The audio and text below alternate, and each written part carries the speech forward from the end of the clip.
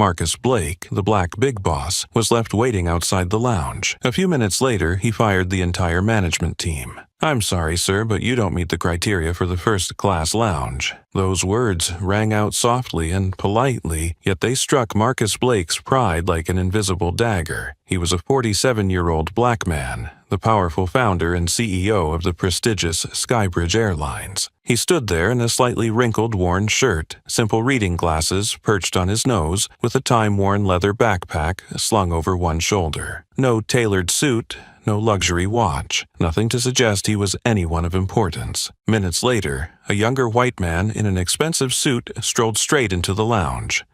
No ID checks, no questions asked. The attendant greeted him warmly. "Welcome back, Mr. Cole. Seat 1A as usual. Your usual scotch is ready." Marcus remained silent outside the door. No protest, no argument. Pain flickered in his eyes, but in that moment he composed himself, drew a small notebook from his coat pocket, and jotted down a few lines. This was not the first time he'd endured such humiliation. In fact, it was the 23rd. But today, the one being insulted so deeply was him. Today, he wasn't Marcus Blake, the powerful CEO. Today, he was Jim Carter, a regular black passenger on a 2-week undercover mission, determined to expose the ugly injustices quietly taking root within the very company he founded. I was just turned away from my own airline's first-class lounge, simply because of my skin color and my appearance. Marcus Blake stood quietly outside the frosted glass of Skybridge Airlines' first-class lounge, his gaze fixed patiently but critically on the reception desk. His calm demeanor and deliberately unassuming outfit, a lightly wrinkled shirt, simple jeans, unadorned black frame glasses, and a scruffy beard, were meant to encourage passers-by to overlook him completely. When he approached the desk and casually handed over his first-class membership card, Sarah Jennings, the attendant whose polished nameplate gleamed in gold, eyed him coldly from head to toe. She frowned, glanced down at his card, then looked back up with a flat, unhurried tone. "Sorry, sir. I need to verify your information again. This lounge is reserved exclusively for our first-class passengers." Marcus flinched inwardly but kept his face impassive. He had anticipated this treatment, yet being judged solely on his appearance still stung. Before he could respond, another customer, a young white man in a tailored gray suit with a gleaming watch on his wrist, stepped forward. "Welcome back, Mr. Cole. Seat 1A as always. Your favorite scotch is waiting," Sarah said brightly, her smile a stark contrast to the dismissive attitude she'd shown Marcus. He watched in silence, sharp as a hawk's gaze. His eyes flicked over the smug patron's face, then returned to the attendant who had coldly refused him. Marcus said nothing. He simply stepped back toward the public seating area outside the luxurious lounge. At that moment, memories flashed through his mind. Years of building Skybridge from the ground up, brick by brick, acquiring those first planes, and dreaming of an airline where every passenger would feel respected. Now, before his very eyes, that noble vision was being twisted by an invisible yet deadly toxin: racism and bias. Sitting down in a plane waiting area, Marcus slowly retrieved his battered leather notebook and opened to a fresh page. He wrote, methodically, Date, October 10th. Flight, ATL to LAX Lounge. Denied first-class access due to appearance. Attendant, Sarah Jennings, white passenger, Cole, greeted warmly without any verification. He sighed, leaned his head back, and stared at nothing. His heart churned not only with disappointment but with a quiet rage, not for the insult to himself but for the system he'd created to serve and honor customers, now rotting from within. Marcus knew this injustice was nothing new, but this time was different. This time, the victim was none other than the founder, Marcus Blake himself. He snapped the notebook shut, a fierce determination igniting in his chest. One thing was certain, he would not let this pass. He had finally seen the true face of his company, and now he was resolved to set things right before it was too late. Marcus quietly pulled out his worn little notebook and began to record the incident in detail. Every case from his 10-day undercover journey was carefully logged, gradually forming an unmistakable picture of systemic discrimination within the very airline he had founded. He glanced down at the hastily but neatly scrawled lines, each page a vivid testament to a truth Marcus never wanted to face. Flipping back through the previous entries, his eyes lingered on a note from 3 days earlier at Denver Airport. Flight DEN-ATL, Day 7. An elderly black passenger in business class struggled to lift her heavy suitcase without any assistance from staff. Meanwhile, a white man in economy class, dressed in designer clothes, was immediately helped with his luggage. Attendant on duty, Diane Walker. Marcus remembered that moment clearly, his eyes following the elderly woman's embarrassed, helpless attempts to manage her bag alone. He had felt uneasy even then, hoping it was an isolated incident. But as the days passed, that hope faded in the face of what he had witnessed.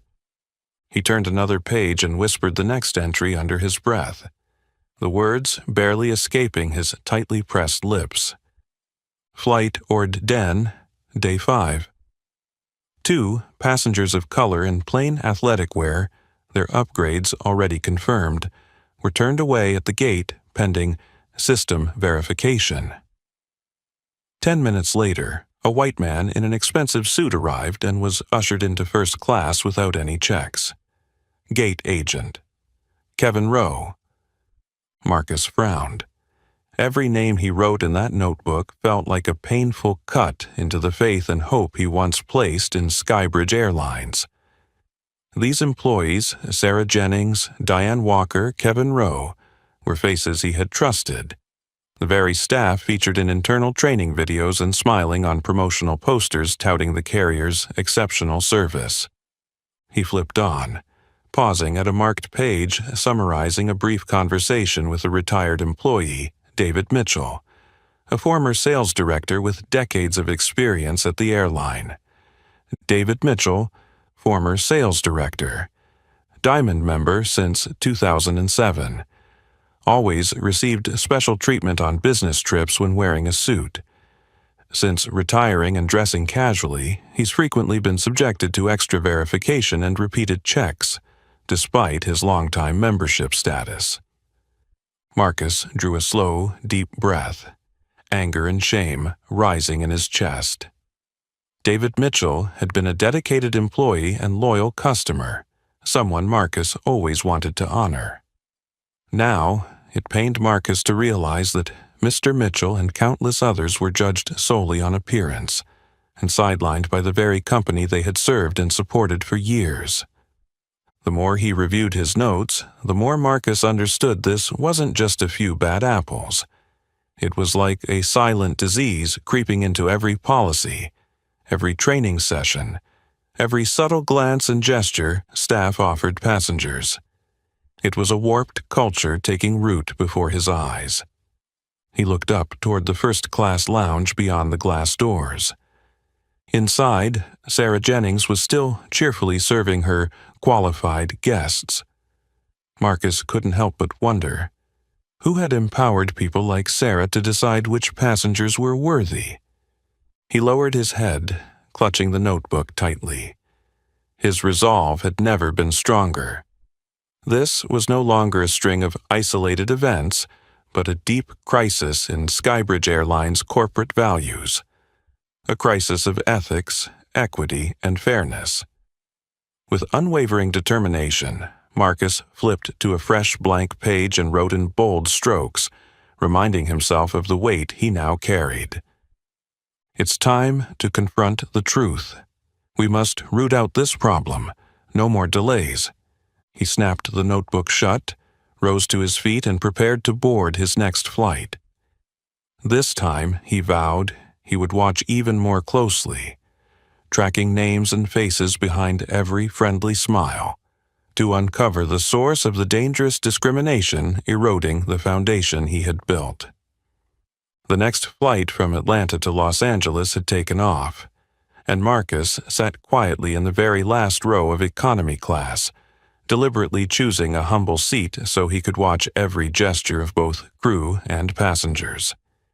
In his eyes, there was no longer just anger, but a silent disappointment, like a father watching the child he once loved and trusted become a stranger. Once the aircraft reached cruising altitude, Marcus began scanning the cabin with a sharp but discreet gaze. He immediately noticed flight attendants hustling past an elderly black passenger struggling to lift her suitcase into the overhead bin. The woman was frail, her arm trembling as she strained with the weight, her eyes darting around helplessly for assistance. Marcus was about to stand and help when he saw a young male attendant, Chris Doyle, approaching. But instead of offering aid, Chris merely glanced at the woman and then hurried off to attend a sharply dressed white passenger who had signaled for help. Marcus clenched his hand on his knee as he watched the scene unfold. Once again, the system he had so proudly built left him deeply dismayed. Over the next 4 hours, Marcus witnessed the same pattern repeatedly. Plainly dressed or older passengers, especially people of color, received little to no attention and were sometimes coldly ignored, while well-heeled travelers in stylish attire were continually pampered, often long before they even asked for anything. The breaking point came when a middle-aged black man named Walter Hayes, seated near Marcus, politely requested a blanket because he felt cold. Marcus watched closely as the attendant, Diane Walker, whom he'd already noted in Denver, slightly furrowed her brow and replied in a robotic tone, "I'm sorry, sir, we're completely out of blankets on this flight." Walter looked surprised, but nodded quietly, saying nothing more. Yet, just minutes later, Marcus saw Diane swiftly retrieve a fresh blanket from the supply bin, smile warmly, and hand it to a young white man a few rows ahead, cooing, "Here you go, sir. If you need anything else, just let me know." In that moment, Marcus felt as if an invisible hand had squeezed his heart. His eyes remained fixed on Diane's retreating back, her facade of friendliness untouched. He couldn't help but think, how many more of his customers endure this kind of discrimination every single day? He gripped his battered notebook and, with a finger that shook slightly, jotted down a heavy, succinct note. Flight ATL-LAX, Day 10, Walter Hayes, black, middle-aged, asked for a blanket, denied. White passenger with the same request, served immediately. Attendant, Diane Walker. Marcus snapped the notebook shut and exhaled softly, careful not to draw attention. The entries in his little book had long since ceased to be dry records. They had become living evidence of a grim reality he could no longer ignore. The plane touched down in Los Angeles at dusk, and Marcus was the last to disembark. He avoided meeting any crew member's eyes, his mind a turbulent mix of anger and resolve. He had seen enough, witnessed too clearly how this cancer of bias had spread through Skybridge Airlines operations. He knew there was no turning back. He had to uncover who was enabling this toxic culture, and, more importantly, he had to make it unmistakably clear that Skybridge's core values would always be fairness and respect for every passenger, regardless of who they were or how they looked. With that thought in mind, Marcus quickened his pace, steeling himself for the next crucial leg of his journey to save the very soul of the airline he had spent his life building. The next flight from Atlanta to Los Angeles had already departed, and Marcus walked up to the first-class lounge at LAX, hoping the Atlanta incident wouldn't repeat itself. The moment he reached the reception desk, he felt a chill in the air. "Good afternoon, sir," said the young attendant, Ashley Porter, her eyes flicking over him with guarded curiosity. "May I please re-verify your membership card?" Marcus stayed calm, handed over his card and asked softly, "Is there a problem with my card?" Ashley offered a polite smile, though her eyes still held a trace of doubt. She swiveled her monitor toward her, typed briskly but stiffly, then frowned and tapped the keys again as if to double-check. "This is just a routine check, Mr. Carter. I hope you'll excuse the inconvenience," she said coolly, trying to remain courteous. Marcus nodded, but inside he burned with anger and shame. Being scrutinized simply because of his appearance made his chest tighten.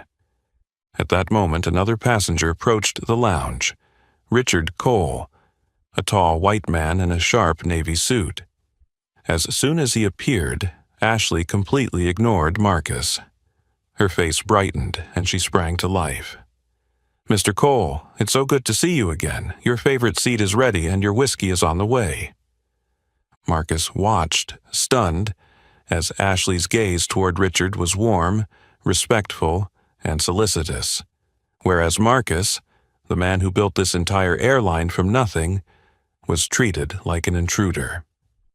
For the first time during his undercover journey, Marcus truly felt the pain and humiliation that so many customers endured. He stood silently for a moment, Ashley's words cutting into his pride like a razor. He drew a slow, steady breath to contain his anger, and then spoke in a firmer voice. "I don't mind the verification, Miss Porter, but I do hope it isn't because I don't look like your other guests." Ashley blinked, surprised by the sharp edge in his tone. She quickly masked it with a mechanical, professional smile, avoiding his eyes. "Of course not, sir. We simply want to ensure safety and quality service for all our passengers." Marcus said nothing more. His cold stare said it all. He knew her words were just a flimsy excuse hiding a bitter reality. He stepped away from the desk and moved to a seat outside the lounge, choosing a secluded corner. His heart pounded, emotions surging fiercely. He wasn't only angry at being personally discriminated against, but furious for all the innocent customers, faces he'd seen and recorded, who suffered the same mistreatment every day. Slowly, he pulled out his notebook again, his hand trembling slightly as he wrote, "LAX First Class Lounge, Day 10. Personally questioned and re-verified for first-class membership. Richard Cole, white, well-dressed, received a special welcome. Attendant, Ashley Porter." Reading his own words, Marcus felt a new wave of resolve. This was the breaking point he had been waiting for, the moment he could no longer stand on the sidelines. Now, he was not just the CEO watching from above. He was a victim of this unjust system. In that instant, Marcus knew it was time to act. Not with small fixes, but a complete overhaul.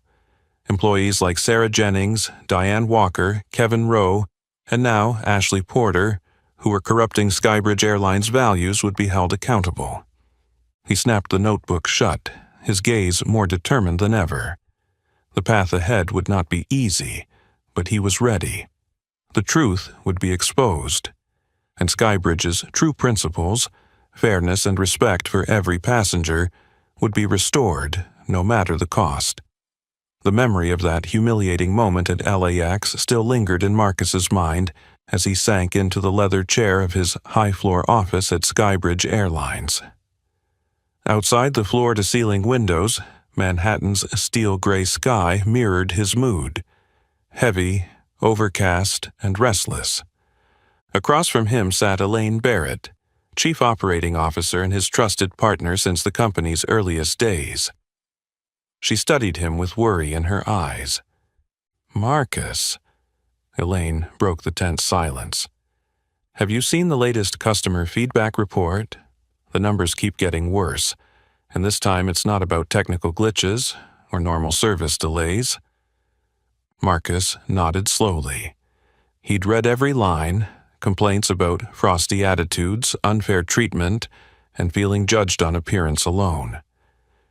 To him, these weren't just survey results, they were proof that the culture he once took pride in was rotting from the inside. Elaine pushed a thick binder across the desk. Her voice was firm, her concern palpable. What worries me most isn't the data itself, Marcus. It's that our employees are deciding on their own which customers deserve good treatment. This will destroy everything you've built.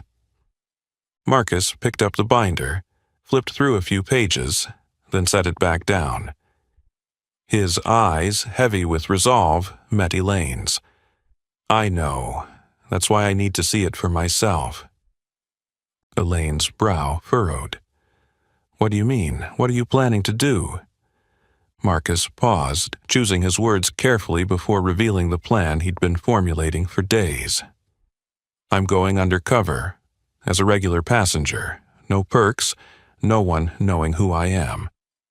I'll book flights on my personal card, ride in coach, visit lounges and gates.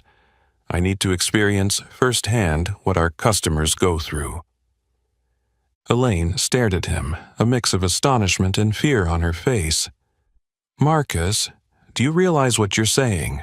You're the CEO of a major airline. This is extremely risky. If you're discovered, it will be a media firestorm. He shook his head, his gaze unflinching. Elaine fell silent, listening as he continued with unwavering determination. I know the risk, Elaine. But if I don't do this, who will? We can't keep sitting in this office pretending nothing's happening. Skybridge's culture is being poisoned by a dangerous bias, and I can't just stand by. Elaine sighed, admiration mingling with anxiety in her expression. In 16 years working together, she'd rarely seen Marcus so resolute, but she also knew he was right. Corporate culture is the heart of Skybridge. Once it's compromised, the consequences can be catastrophic. Finally, she leaned back, her tone grave but supportive. Okay. How do you plan to pull this off? Marcus answered, as if he'd worked it out long ago. I'll change my appearance completely and go by the name Jim Carter. I'll book all flights on my personal credit card, avoid using any company privileges, and travel through multiple major hubs. That way, I'll see exactly what's happening beneath the glossy surface we've trusted. Elaine nodded slowly, though uncertainty still shadowed her eyes. You know I'll back you, Marcus, but you must understand, one small misstep could have massive fallout. A small, determined smile flickered on Marcus's lips. I know, and that's exactly why I have to do it. We can't keep ignoring these problems. It's time to bring the truth to light and fix this at its root. The clock on the wall ticked steadily in the ensuing silence, underscoring the weight of their decision. Both Marcus and Elaine understood they stood at a pivotal moment, one that would shape not only the airline's reputation but the future and core values of Skybridge Airlines itself. Marcus gazed out the window. The sky had darkened further, as if nature itself sensed the gravity of the moment. Yet in his chest, alongside the turmoil, a fierce resolve burned brighter than ever. He drew in a deep breath and silently vowed that no matter the challenges ahead, he would press on. Because this was more than a personal mission. It was a responsibility he owed to thousands of employees and millions of customers who had placed their trust in Skybridge Airlines. Marcus was still deep in thought as he began preparing meticulously for his covert investigation. Disguising himself wasn't just about changing his clothes or adopting a new name. It was about becoming someone entirely different, blending in with the thousands of passengers he'd encounter each day. Standing before the mirror, Marcus studied his reflection through the gleaming glass. He carefully put on a pair of simple black plastic frame glasses, let his neatly trimmed beard grow out a bit, leaving it slightly scruffy, and chose an outfit that completed the look of an ordinary middle-aged man. A lightly wrinkled button-down shirt, a faded denim jacket, and plain khaki pants. The next morning, when Elaine saw him, she nearly didn't recognize him. "I almost didn't know it was you, Marcus," she said, her eyes flicking over his new appearance. Marcus gave a small, serious smile. "Exactly as I intended." On his first few flights, Marcus felt both relieved and nervous. He picked out a seat in the back, deliberately avoiding any priority areas and refusing to use any special perks. At first, everything seemed perfectly normal, giving him a sliver of hope that maybe his fears of discrimination weren't as severe as he'd thought. But it didn't take long for the truth to emerge. In Boston's airport, Marcus watched an elderly black man in a worn sweater standing beside the first-class check-in counter.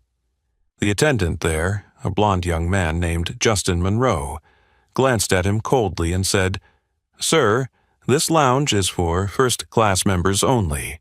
Please verify your ticket." The elderly man fumbled for his faded diamond membership card and explained softly that he flew frequently and always had access to the lounge. Justin remained stone-faced, inspecting every detail of the card and making the man feel embarrassed under the curious eyes of other passengers. At that moment, a well-dressed young white woman strolled in. Justin instantly brightened, greeting her by name. "Welcome back, Ms. Anderson. Please come right in. Your favorite drink is waiting." Marcus tightened his grip on his notebook, his heart aching at the blatant contrast. He quietly jotted down Day 1, Boston Airport.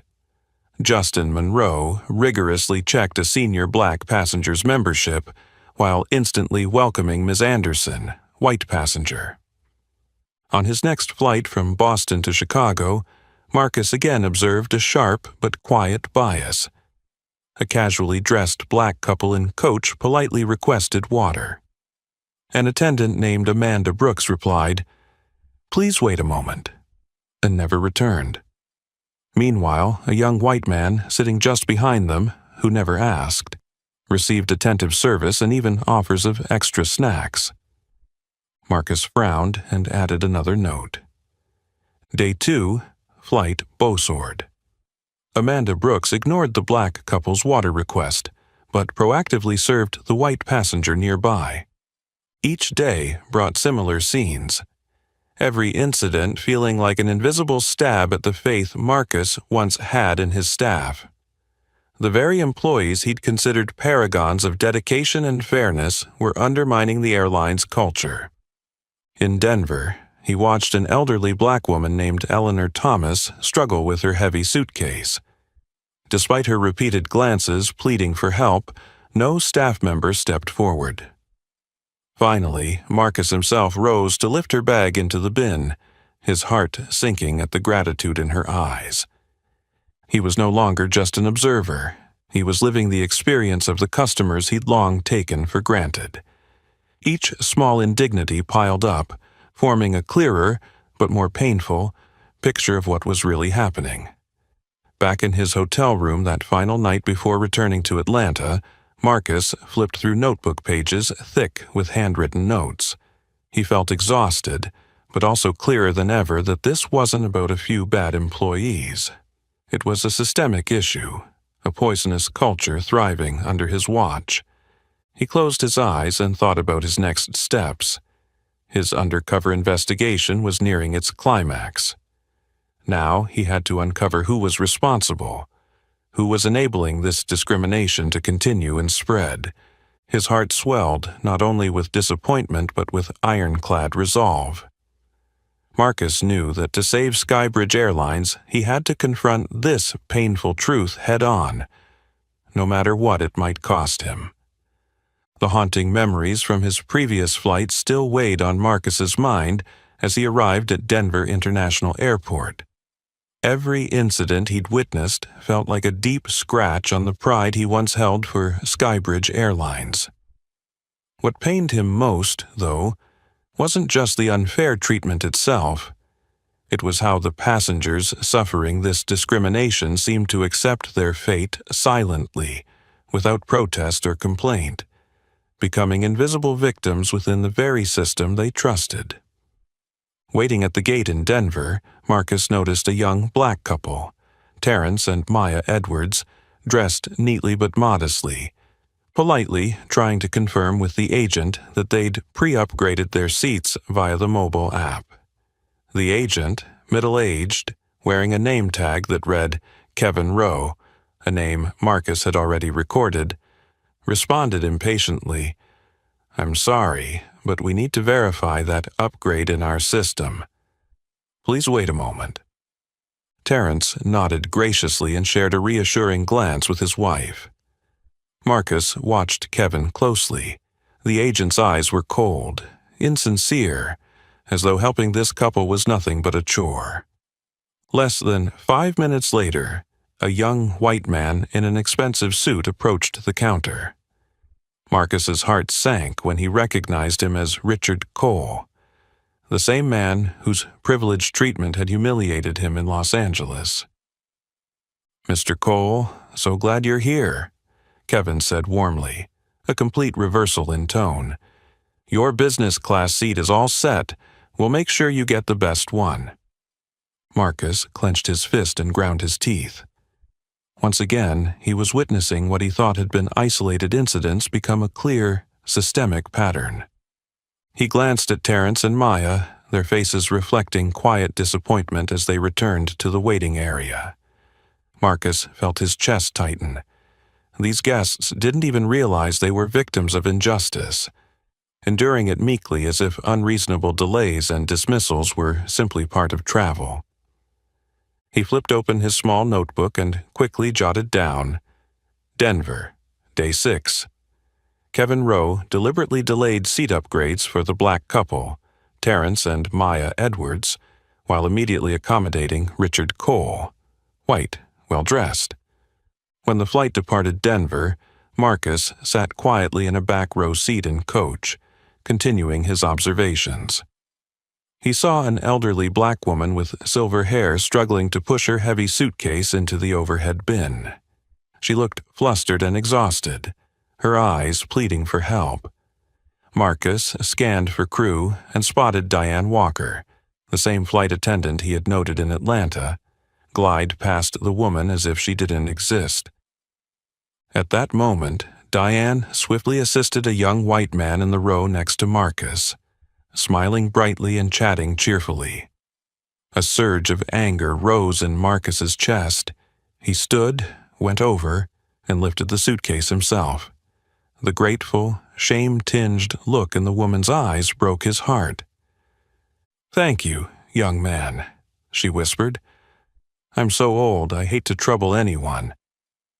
Marcus offered a gentle smile. "It's no trouble at all, ma'am. This isn't your fault." Returning to his seat, he opened his notebook and recorded in crisp, determined handwriting, "Denver, Atlanta flight. Diane Walker intentionally ignored the elderly black woman's need for assistance, yet promptly helped the young white passenger next to her." Marcus realized more than ever that each flight he took wasn't just another trip. It was a sorrowful testament to a brutal reality. A culture of bias quietly thriving within the company he loved and once took pride in. He closed his eyes for a moment, wondering how many other invisible victims endured these slights silently every day.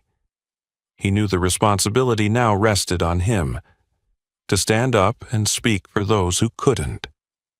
Marcus understood that his undercover investigation couldn't end here. He would follow the truth to its depths, exposing every detail and confronting the individuals perpetuating this systemic injustice, not only to restore dignity to the passengers harmed, but to safeguard the very core values Skybridge Airlines once pledged: respect for every customer, regardless of who they were or how they looked. The flight from Denver to Atlanta touched down gently, but in Marcus's mind, the weight of worry only grew heavier. He stepped off the plane slowly, his small notebook thicker than ever with the painful truths he'd documented. As he entered the Atlanta Airport lounge, he realized this was where his ordeal had begun, back when Sarah Jennings had treated him with icy indifference.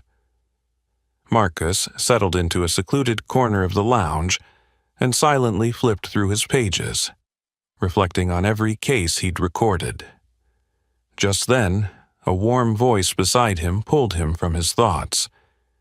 They did the same thing to me. Marcus looked up and met the clear, empathetic gaze of an older man with salt and pepper hair and a calm, unassuming air. The man smiled gently and extended his hand. "I'm David Mitchell. Mind if I sit here?" Marcus shook his hand, feeling the sincerity behind it. "Nice to meet you. I'm Jim Carter." David nodded, his eyes drifting as if recalling something deeply painful. "I was a sales director for over 20 years, he began, his voice steady but carrying a hidden ache. "I flew Skybridge constantly and earned diamond status back in 2007. When I wore a suit and a nice watch, I was always welcomed warmly, never questioned or delayed. But once I retired and dressed more casually, everything changed." He pulled a crumpled piece of paper from his pocket and handed it to Marcus, determination in his eyes. "These are my notes, dates, times, employee names, and airports, when I was asked to re-verify my membership or even denied lounge access, all because I no longer looked like a high-end passenger." Marcus's hand trembled as he read the neat, compact entries, each line a fresh wound. April 12th, Miami. Attendant. Chris Doyle demanded I recheck my card, his eyes plainly disrespectful. April 18th, Chicago. Lounge attendant. Justin Monroe initially refused me, doubting my membership. April 24th. Denver. Flight attendant. Diane Walker ignored my plea for help with my bag, then immediately assisted the white passenger beside me. His chest tightened. These were the very names Marcus had been jotting down himself all week. David continued, voice low but resolute, tinged with sorrow. "You know what wounded me most? It wasn't just the unfairness, it was feeling invisible, worthless, because I didn't wear fancy clothes anymore. I used to be proud to be a loyal customer of this airline. Now, it seems that means nothing." Marcus was silent, absorbing the depth of David's pain without needing more explanation. Finally, he asked softly, "Did you ever report this directly to the company?" David sighed, a bitter smile forming. "I tried. All I got were polite, meaningless apologies. We're sorry for the inconvenience. We'll forward your feedback." But nothing changed. I guess they only care about appearances. David's words cut Marcus like a razor, an indictment not only of the system but of himself, the CEO, who had believed everything was running smoothly. Marcus gently handed back the paper, his tone firm yet compassionate. "Your notes are invaluable, Mr. Mitchell. You did exactly the right thing. Maybe now the leaders at Skybridge will finally see what's happening." David nodded, trust shining in his eyes. "I hope so, Jim. I truly hope someone listens and makes a change." As Marcus stood and bid farewell, David Mitchell's words echoed in his mind. This chance encounter didn't just confirm the gravity of the problem. It fortified Marcus's resolve like never before. He carried not only the mantle of a leader, but the voices of thousands of invisible passengers who suffered in silence. Now, Marcus knew he had to take bold action, not just uncover the truth, but compel those responsible to face accountability. He had to act before it was too late. The bitter words David Mitchell shared still echoed in Marcus's mind as he settled into a seat near the departure gate in Atlanta. Lost in thought, he suddenly spotted the familiar figure of flight attendant Diane Walker, one of the names he'd been carefully recording throughout his journey. Diane sat just a few feet away, looking relaxed, probably on her break between flights. Marcus discreetly watched her, eyes drifting to her phone when it lit up with a new message. At first, he wasn't going to pay attention, but the sender's name instantly caught his eye. Thomas Reed, Regional Senior Manager for Atlanta, someone Marcus had entrusted with upholding service standards. Leaning in slightly, Marcus read the text displayed clearly on her screen.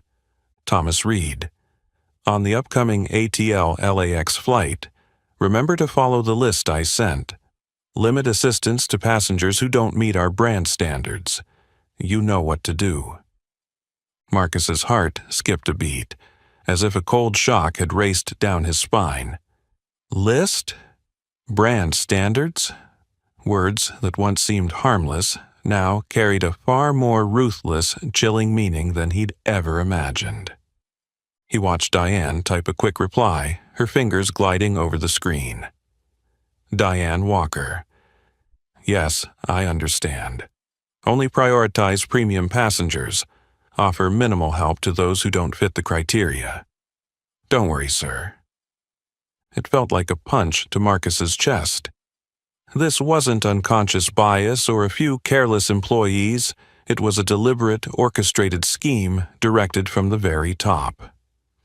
Thomas Reed, the man Marcus had trusted to maintain the company's ethical standards, was the architect of this cruel policy. Marcus sat motionless, his mind reeling as every incident he'd witnessed snapped into place, forming a horrifying big picture. Diane's coldness, Kevin Rowe's blatant favoritism, Sarah Jennings' needless rechecks, Ashley Porter's casual suspicion, all part of a secret plan Reed had quietly built and rolled out.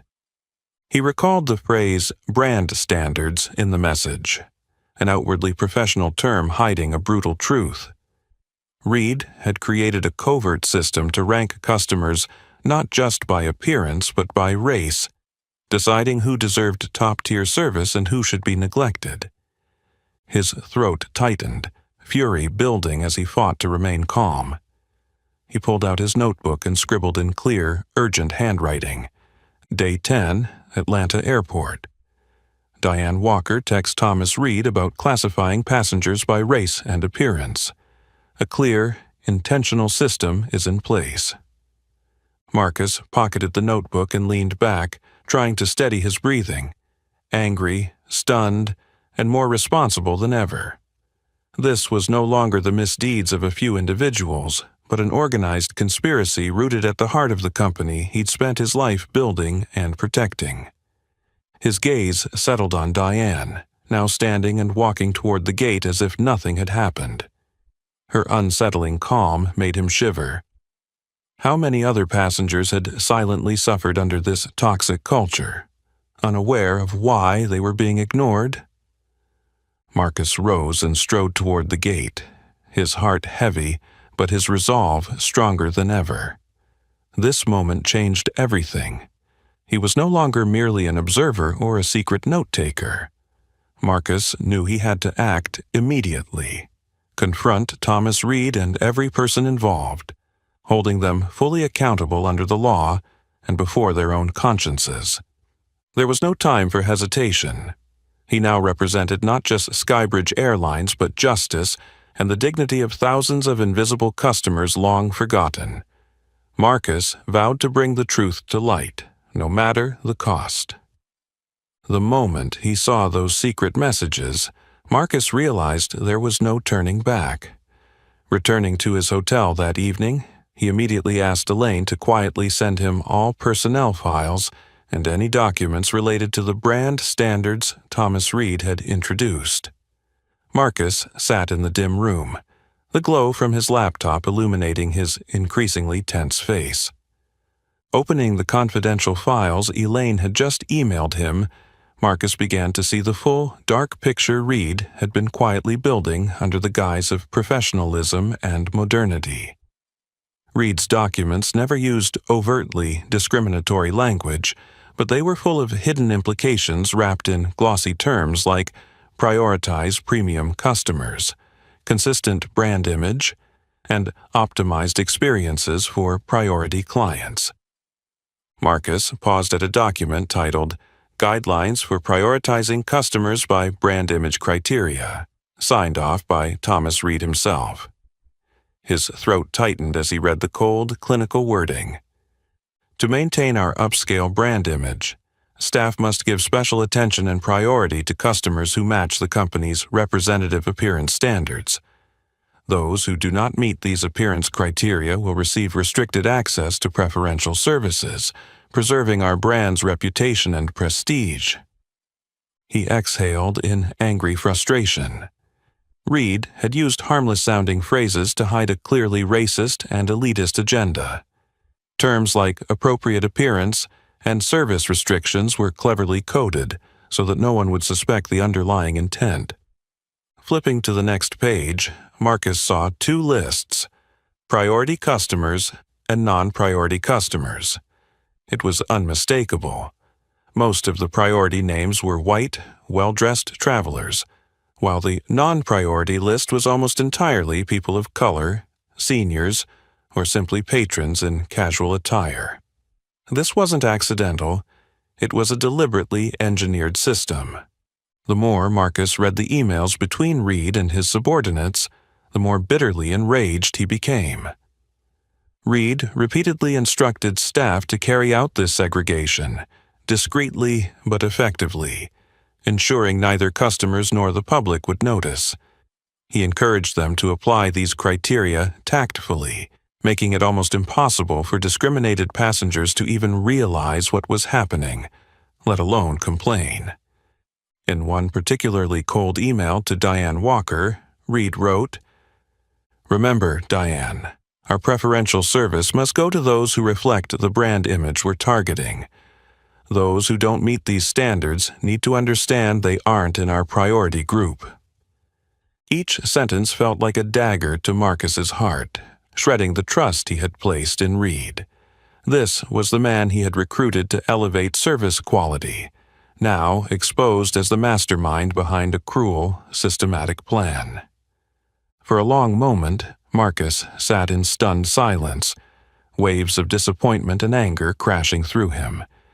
He realized he was partly to blame for trusting the wrong person and giving Reed unchecked power. At that moment, his phone buzzed. A message from Elaine appeared. Elaine.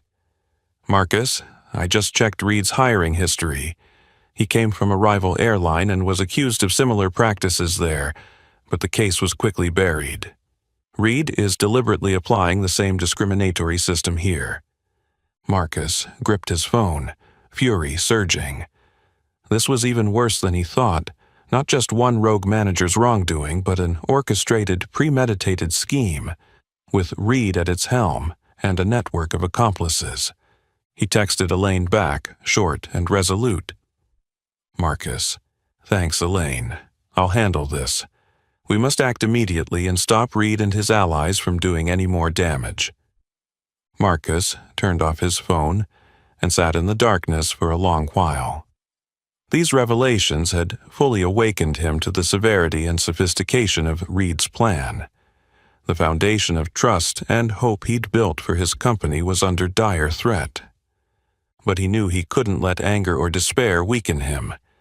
His duty was clear: to halt this conspiracy at once, not just to protect Skybridge's reputation, but to defend the fairness, equality, and human values he had always believed in. Tomorrow, when he returned to headquarters, Marcus would confront Reed and everyone involved. No longer as a distant observer, but as a man ready to fight to reclaim the soul and future of the airline he had devoted his life to building. The next morning, Marcus walked into Skybridge Airlines headquarters wearing a sharp suit, his appearance once again that of a powerful, respected CEO. But the atmosphere in the building felt different than usual. From the reception desk to the administrative staff to the department managers, everyone sensed the seriousness in his gaze and the purposefulness in his stride. Silently, Marcus stepped into the elevator, his eyes fixed on the 40th floor, the leadership offices at the very top of the tower. Elaine Barrett was waiting beside the elevator doors, her face taut with tension, though her eyes shone with confidence in him. "Is everything ready?" Marcus asked tersely, his voice deeper and more resolute than usual. Elaine nodded firmly.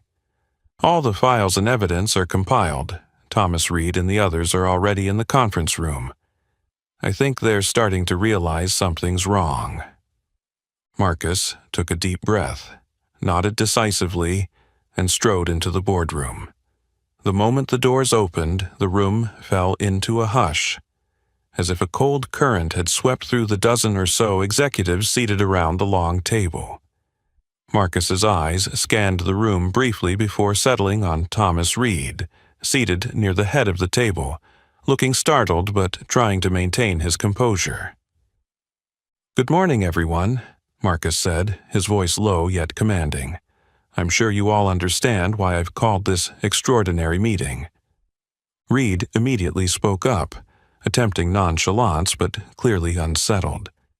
"Marcus, could you clarify the specific reason? I wasn't notified in advance of this meeting." Marcus stepped forward and dropped a thick binder onto the table in front of Reed, fixing him with an icy stare. "Thomas, I think you know exactly why you're here." He flipped the binder open, revealing pages of emails, text messages, and notes, evidence glaringly obvious to Reed. Reed's face drained of color, his eyes widening, his hand trembling as he took in the proof laid before him. "Can you explain why you use the term consistent brand image to disguise the discrimination of our customers, Thomas?" Marcus asked, his tone seething with anger. Reed swallowed hard, attempting to regain his composure. His voice lacked its former confidence. "Marcus, you must be misunderstanding. Those were just guidelines to maintain brand image, not to discriminate against anyone." Marcus gave a wry smile, his gaze sharpening into a blade. "No intent to discriminate, you say? Then why did you send Diane Walker private messages instructing her to explicitly prioritize certain customers based on appearance and brand representation? Why, in the lists you compiled, are most of those denied preferential service people of color or casually dressed?" Reed fell silent, his face ashen, his fingers clutching the table's edge. Marcus pressed on, his voice firmer and more determined than ever. "I've dedicated my life to building Skybridge Airlines into a company where every passenger is treated with equal respect. But what you've done, Thomas Reed, directly contradicts those core values. You've betrayed my trust, and the trust of the thousands of innocent passengers who choose Skybridge." The room froze. Senior managers and executives sat in stunned silence, none daring to meet Marcus's or Reed's eyes. Elaine stood beside him, her expression grave but unwavering in her support. At last, Reed tried to respond, lifting his head. "I did it for the brand's best interests. These measures were necessary to uphold our airline's prestige. You can't deny that, Marcus." Marcus met him with eyes that mixed disappointment and contempt. "No, Reed. True prestige never relies on discrimination or prejudice. True prestige lies in treating every passenger with fairness and respect. And your actions have completely undermined those principles." Marcus took a step back and addressed everyone in the room with clear, decisive authority. "Effective immediately, Thomas Reed and all employees involved in this matter are suspended from duty. I'm ordering a full investigation to ascertain the extent of these violations and to enforce the strictest disciplinary measures under company policy." Reed jumped to his feet, ready to protest, but Marcus's stern gaze silenced him. Marcus continued in a deep, resolute voice. "Skybridge Airlines will not tolerate any form of discrimination. I am committed to doing whatever it takes to restore a culture of fairness and respect here." He paused, letting his eyes sweep over every face in the room. Each one bowed in acknowledgement. He knew his decision was necessary, even though it would trigger fierce internal fallout. Turning on his heel, Marcus left the boardroom, feeling not only disappointment but an unprecedented resolve. He knew the fight was far from over, but he was more prepared than ever to defend Skybridge Airlines and the core values he'd proudly built from the very beginning. Just hours after suspending Thomas Reed, I convened an emergency meeting with Skybridge's entire senior leadership team. The boardroom was unnaturally silent. Each pair of eyes locked on me as I entered, carrying the thick dossier of evidence. Elaine stood by my side, her expression grave but supportive. I placed the binders on the table one by one. The snap of paper against wood sounded like a warning bell. I swept my gaze over the familiar faces, colleagues who'd built Skybridge alongside me, now forced to face this bitter truth. "Good morning, everyone," I began, my tone low but resolute. "I've called this emergency session to address very serious matters that strike at the core values and reputation of Skybridge Airlines." A few board members shifted uncomfortably. I activated the projector, and on the screen appeared internal messages between Thomas Reed and subordinates like Diane Walker and Kevin Rowe, cold instructions for classifying passengers by appearance and race. A hush fell over the room as murmurs rippled through. I pressed on. These messages proved the existence of a purposely engineered system of racial discrimination, disguised under innocuous labels like consistency of brand image and premium customer priority. Thomas Reed and certain team members abused their authority to enforce this policy system-wide. Next, I screened security camera footage from a first-class lounge. Sarah Jennings outright refusing assistance to a black passenger, then greeting a white passenger with warm enthusiasm moments later. Several executives sat stunned, some motionless with shock. Then I played a recorded call between Reed and Walker. Thomas Reed: "Diane, remember to focus on priority passengers per our criteria. Those who don't fit should receive minimal service, discreetly." Diane Walker: "Understood, sir. I'll follow your instructions." Now the boardroom was deathly silent. I locked eyes with each leader, my voice sharper than ever. What you've witnessed isn't just an ethical lapse. It's a betrayal of every core principle we vowed to uphold from day one, and the truth is even worse. I paused, then delivered the most crucial revelation. I've personally lived this discrimination. For the past 2 weeks, undercover as Jim Carter, I've traveled as an ordinary passenger and documented every instance of bias across multiple airports and flights. The room erupted in astonished chatter, every gaze snapping back to me. One board member's voice trembled. "Marcus, you actually did that?" I nodded, my face solemn. "Yes. Because of my first-hand experience, I know better than anyone the pain and humiliation our customers silently endure. They trust us, and we treated them like strangers, unworthy because of their appearance or skin color." I let that sink in before continuing, my tone now firm. "Our greatest responsibility right now isn't to protect our image. It's to protect this company's very soul and conscience. I will not allow systematic discrimination to persist at Skybridge." One board member spoke up, clear and emotional. "Marcus, we fully support you. What steps do we take to end this?" I met her eyes and replied decisively. "I'm asking the board to immediately approve the removal of Thomas Reed and all employees directly involved. We will publicly and transparently disclose this matter to our staff and customers. We will overhaul our training and management systems to ensure genuine fairness and respect guide every action." A few moments of silence passed. Then every member nodded in agreement. They understood the gravity and my unwavering resolve. I exhaled softly, tension easing just slightly. I know the road ahead will be challenging, but we must confront and resolve this. It's our collective duty to every Skybridge customer who has placed their faith in us. With that, the emergency session concluded.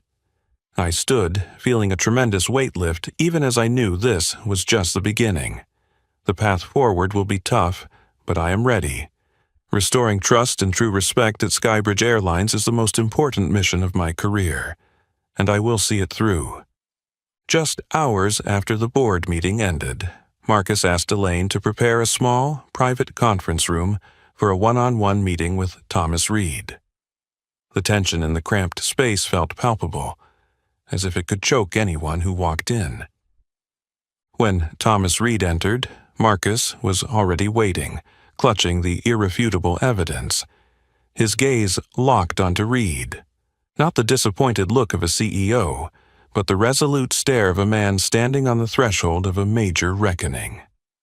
"Have a seat, Thomas," Marcus said curtly, his voice cold yet commanding. Reed reluctantly sat, trying to project confidence.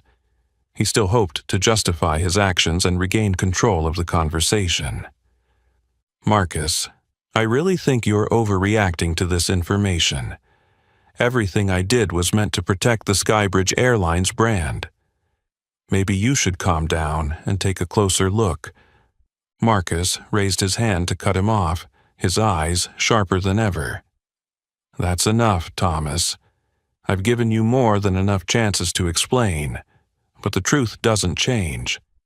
This isn't the first time you've done this. We know all about your past. The evidence in front of you couldn't be clearer." He slid the binders of emails and messages across the table toward Reed. The stark pages felt like invisible bullets striking home. Reed's face went pale. His forced confidence crumbled under the undeniable proof.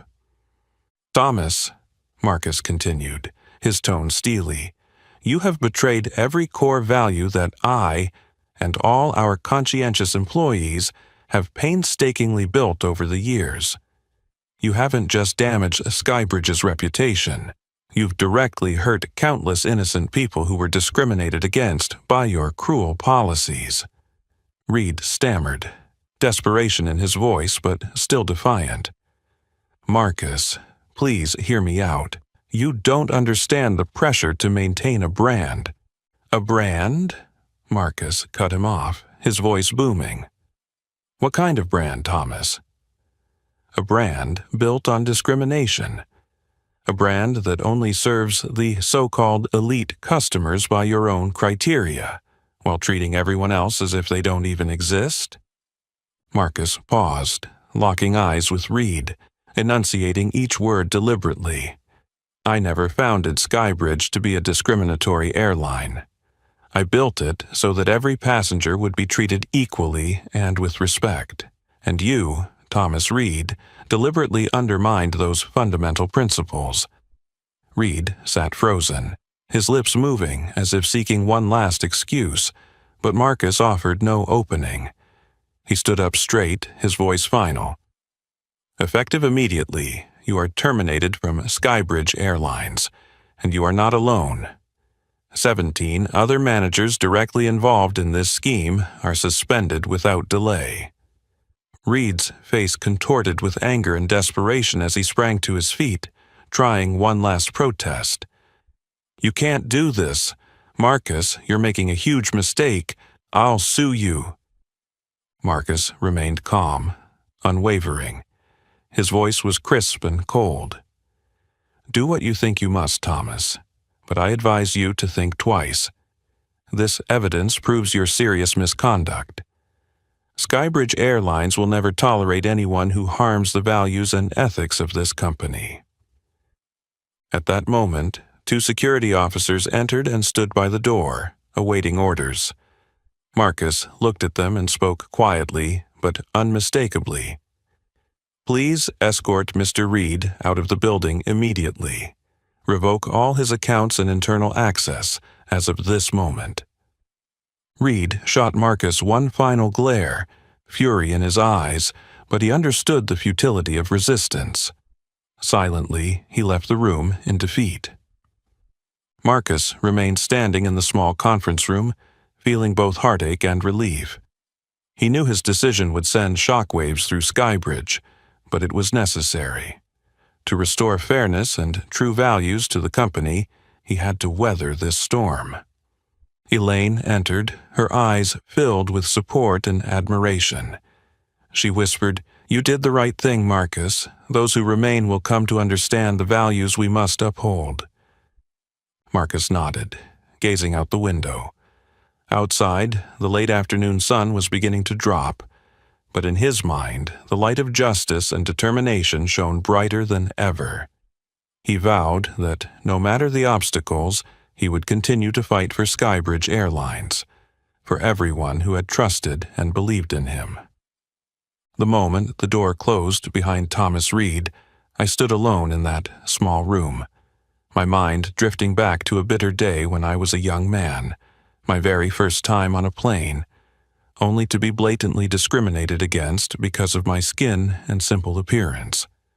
That memory became the driving force behind founding Skybridge Airlines. I never wanted anyone else to endure the same pain I did. I took a deep breath, then decided right then and there that it was time to share that story directly with every employee, so they'd understand the true origin of the values Skybridge must uphold. The very next morning, every department was summoned to the main auditorium at our headquarters. The tension was thick. Low murmurs filled the air as everyone sensed something significant was about to happen. I stepped onto the stage, my eyes bright with determination, and tinged with emotion I rarely allow myself to show. Instantly, the room fell silent. "Good morning, everyone," I began. "Today, I stand before you not only as your CEO, but as someone who was once a victim of discrimination, judged and mistreated solely because of my appearance and skin color." I paused, meeting the gaze of each person in the audience so they could see the sincerity and deep feeling in my eyes. As a young man, I was refused service, looked down upon, and even suspected of wrongdoing simply because I didn't fit someone else's idea of acceptable. That was the worst feeling a person can endure, being unfairly judged and treated because of who you are. That's why I founded Skybridge Airlines, to create a place where every passenger is treated with fairness, respect, and compassion. My voice softened but remained resolute.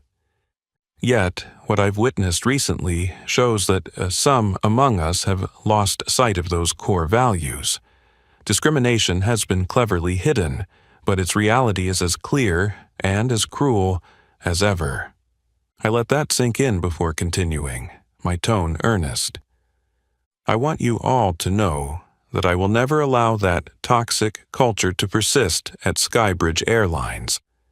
Effective immediately, I commit to making the boldest changes necessary to restore the true values we pledged from day one.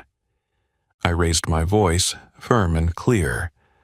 We will completely overhaul our management and retrain every employee on how to treat customers fairly and respectfully. From now on, every policy and every action will be guided by one immutable principle. Every passenger will be treated with absolute respect, regardless of appearance or skin color. A surge of applause rippled through the auditorium. I saw many faces glisten with emotion. Some even teared up at the sincerity of that promise from their leader. I smiled and gestured toward the side of the stage where David Mitchell stood. I'd like to introduce someone very special. David Mitchell, a loyal passenger and a victim of the discrimination we've been discussing. His courage in documenting those painful experiences helped open my eyes to the serious issues our company faces. David joined me at the podium, pride and emotion shining in his eyes. I continued, voice full of gratitude. Starting today, David Mitchell will officially join Skybridge Airlines Customer Advisory Council. His participation will ensure we never forget and always honor the commitment we've just made. David, thank you for helping us awaken to these truths. David bowed his head respectfully, then stepped to the microphone and spoke in a warm, steady voice. I believe in Marcus's commitment, and I will do everything I can to help Skybridge Airlines become a place where everyone feels valued and welcomed. Once again, the auditorium erupted in applause. For the first time in days, I felt as if a tremendous weight had lifted from my shoulders. I know the road ahead will hold many challenges, but with the unity and resolve in this room today, I am confident Skybridge Airlines will emerge from this crisis stronger than ever. I descended the stage to sustained applause, my heart full of hope and determination. The work of change has begun, and I vow not to stop until Skybridge Airlines truly embodies the equality, fairness, and humanity I, and every one of you, have dreamed of. Marcus Blake's story is a powerful testament to the impact of courage and conviction in confronting the silent injustices around us. Sometimes it's those brave small acts that become the keys to transforming an entire system. And you? Have you ever witnessed or experienced something like what happened to me? Share your story and thoughts in the comments below. If you found this story meaningful, please like, share, and subscribe for more inspiring content. Thank you for joining me on this journey.